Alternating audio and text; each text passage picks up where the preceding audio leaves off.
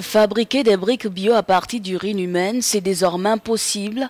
Deux étudiants et un professeur de génie civil de l'université de Cape Town en Afrique du Sud ont mis au point une conception de briques biologiques qui respectent l'environnement. Grâce à un processus appelé aussi précipitation microbienne du carbonate, les briques sont cuites à des températures ambiantes dans des moules.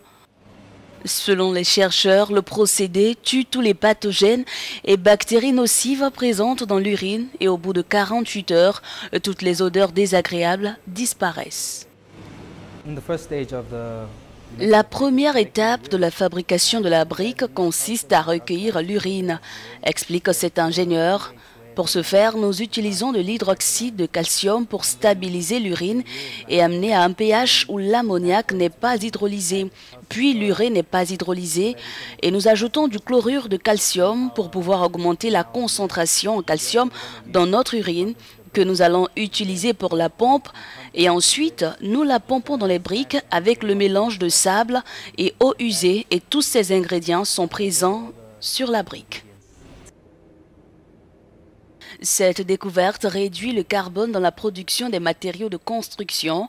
De plus, le potassium et l'azote, créés en sous-produits de la brique, peuvent servir pour la fabrication d'engrais. C'est ce que soutient le professeur Dillon. Pour lui, il n'est plus question d'évacuer dans les égouts ces richesses se trouvant dans l'urine.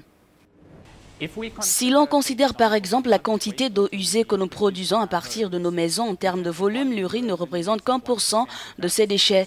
Mais il contient plus de 80% de l'azote, environ 70% de potassium et 50% de phosphore. Il s'agit là de 3 éléments nutritifs essentiels à la fabrication d'engrais organiques. Et littéralement, nous les éliminons tous les jours et nous les évacuons par nos réseaux d'égouts. Pourquoi ne les récupérions-nous pas plus tôt et ne fabriquerions-nous pas essentiellement de multiples produits? C'est ainsi que nous atteindrons un avenir vraiment durable.